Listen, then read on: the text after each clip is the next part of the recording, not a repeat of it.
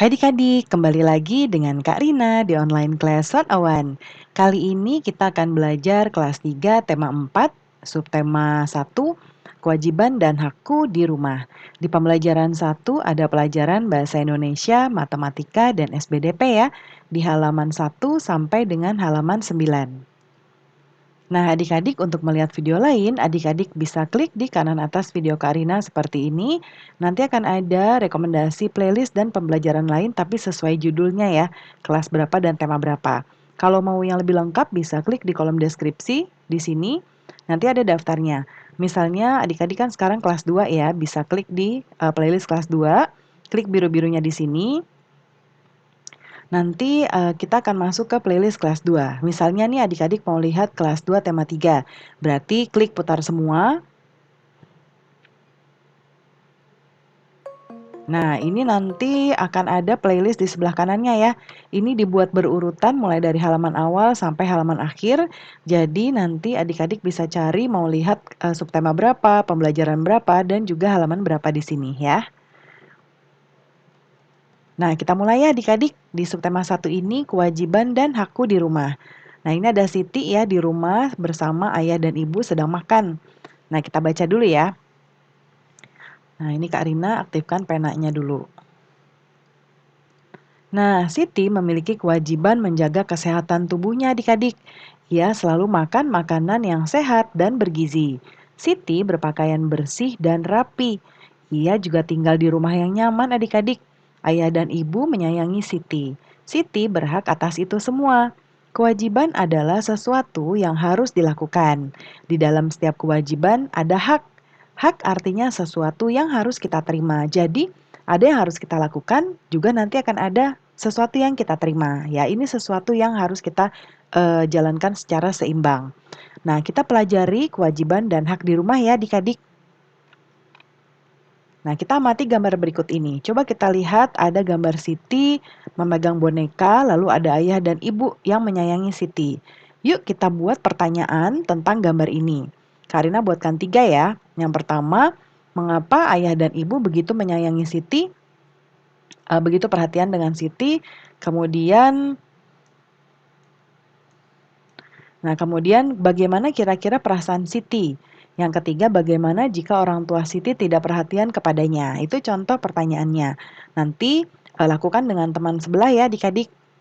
Sekarang kita baca lagi bacaan judulnya Kasih Sayang di Rumah. Manusia tidak bisa hidup sendiri adik-adik. Sebagai manusia, kita wajib saling mengasihi dan menyayangi. Menyayangi keluarga merupakan salah satu kewajiban kita. Di dalam kewajiban selalu ada hak yang kita dapatkan. Kewajiban dan hak hendaknya dilaksanakan secara seimbang ya. Akan tetapi masih ada orang yang tidak melaksanakan kewajibannya. Setiap orang harus melaksanakan kewajibannya adik-adik. Jadi ini sesuatu yang harus kita laksanakan seimbang. Jadi jangan hanya ingin haknya aja, tapi harus kita laksanakan kewajibannya juga.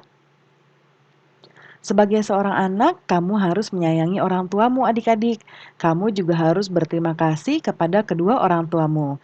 Kamu harus mendoakan mereka setiap hari. Nah, menyayangi orang tua, berterima kasih kepadanya, dan mendoakannya merupakan kewajiban setiap anak. Kamu harus bersyukur karena orang tuamu menyayangimu ya. Mereka juga selalu menjaga dan mendoakanmu. Jadi, setiap orang harus menjalankan kewajibannya. Laksanakanlah kewajibanmu, maka kamu akan menerima hakmu. Seperti itu ya adik-adik. Nah, sekarang kita lihat adik-adik di teks bacaan ini ada kalimat saran yang bisa kita temukan. Ya, nah ini kita cari di bacaan tadi, mulai dari yang pertama. Ya. Nah, contoh salah satu ciri kalimat saran itu adalah sesuatu yang menyarankan kita untuk melakukan sesuatu. Ya, salah satu cirinya akan Kak Rina tuliskan di sini. Biasanya ada kata lebih baik atau ada juga sebaiknya atau bisa juga lebih sebaiknya atau bisa juga seharusnya ya. Seharusnya Kemudian bisa juga eee, mungkin bisa juga berakhiran lah, ya, jagalah gitu ya, berakhiran lah, doakanlah orang tuamu, seperti itu ya. Yuk kita lihat, yang mana yang merupakan kalimat saran. Menyayangi keluarga di dalam setiap kesempatan, akan tetapi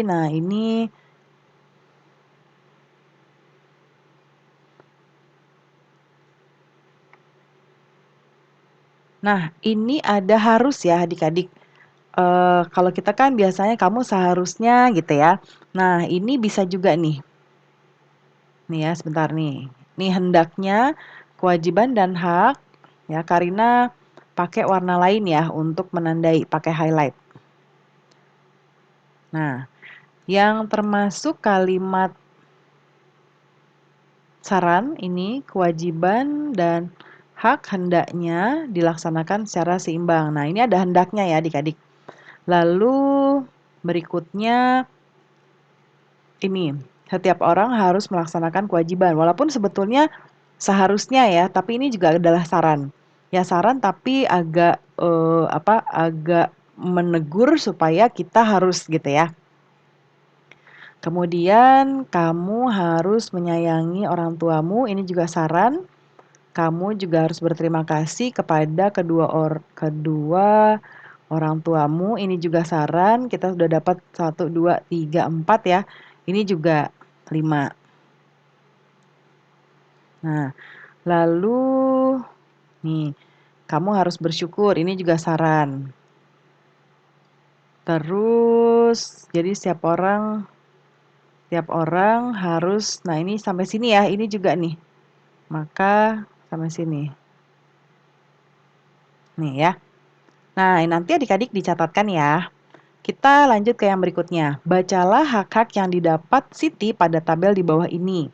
Nah, yang pertama adalah dari buku sudah yang bagian hak sudah ada di sebelah kiri, yang bagian kanan yang harus kita isi. Karina sudah buatkan di sebelah kanan ya. Yang pertama sudah dicontohkan dari buku, yang kedua mendapat perawatan dari ayah ibu. Nah, saran yang menunjukkan kewajiban adalah berterima kasihlah kepada kedua orang tua yang telah merawat. Kemudian manfaat yang kedua, mendapat waktu bermain. Di sini manfaatkanlah waktu untuk bermain bersama ayah dan ibu. Lalu dapat bercerita kepada ayah ibu, ini berceritalah dengan kata-kata yang sopan kepada kedua orang tuamu. Mendapat perhatian ayah ibu saat belajar. Yang pasti saran kita adalah belajarlah dengan tekun dan berusaha membanggakan mereka. Kemudian mendapat bantuan ayah ibu saat kesulitan. Nah, minta bantuan kepada ayah ibu dengan tutur kata yang baik. Nah, itu adalah saran kewajibannya ya. Nah, berikutnya Siti mengamati kalender di rumahnya. Nah, menghitung dalam 1 tahun ada 365 hari ya adik-adik ya. Siti menggunakan banyak waktunya belajar di sekolah. Ketika libur, Siti belajar bersama kedua orang tuanya di rumah. Berapa hari Siti belajar di sekolah adik-adik? Lalu berapa hari Siti belajar bersama orang tuanya di rumah? Nah, yuk kita simak kita mau membuat matematika kemungkinan. Ya, kemungkinan yang ada ketika kita ingin menentukan suatu jumlah ya. Contoh di sini ada jumlah hari. Nah, kita mau menentukan berapa banyak kemungkinan kita belajar di sekolah dan berapa banyak kemungkinan kita belajar di rumah. Nah, nomor 1 dicontohkan ini dari buku. Kalau misalnya kita belajar di sekolah 250 hari, berarti belajar di rumahnya 115 hari. Ini kalau dijumlahkan hasilnya 365. Ya, jadi jumlahnya harus tepat 115. 365 maksudnya. Contoh yang kedua, Kak Rina coba mau buat 265 ya, pasangannya 100. Lalu 240 pasangannya 125. Kemudian 220 pasangannya 145. Dan terakhir 200 ya. 200 ini 165. Nah, adik-adik nanti boleh bebas ya pasangannya mau berapa di sebelah kiri, berapa di sebelah kanan. Yang pasti hasilnya harus 365. Berikutnya, amati kembali cerita tentang hari Siti belajar. Tentukan jumlah hari belajar yang berbeda, lalu tentukan banyak hari belajar Siti di sekolah dan di rumah. Nah, ini bebas, kita menentukan jumlah hari belajarnya berapa aja. Contohnya Karina mau buat 222, ya, angka kembar.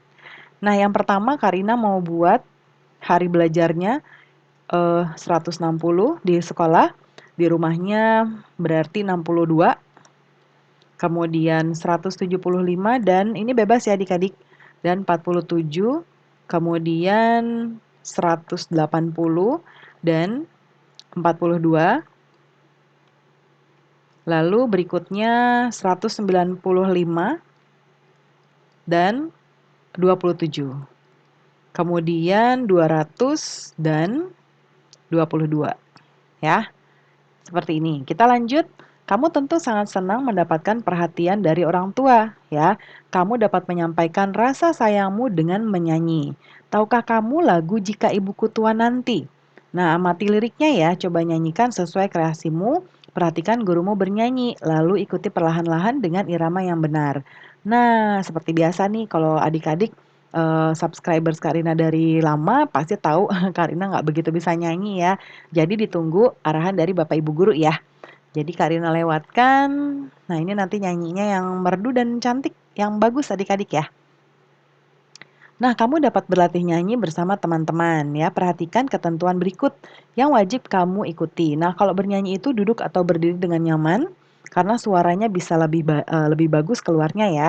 Lalu perhatikan lagu yang akan dinyanyikan, bernyanyilah dengan suara lembut namun terdengar. Lalu lakukan dengan kompak. Nah, cobalah dengan suara lembut seperti berbisik, suara normal dan keras, mana yang lebih bagus menurut adik-adik. Ya, bernyanyi bisa membuat hatimu gembira, kamu bisa bernyanyi sambil bertepuk tangan. Bernyanyi sambil bertepuk tangan bisa melatih konsentrasi kekompakan dan keakraban ya. Nah, pembelajaran kita sudah selesai nih adik-adik. Terima kasih sudah menonton sampai akhir. Mohon dimaafkan apabila ada kesalahan dalam perkataan maupun dalam materi yang diberikan. Sampai jumpa di pembelajaran berikutnya. Dadah!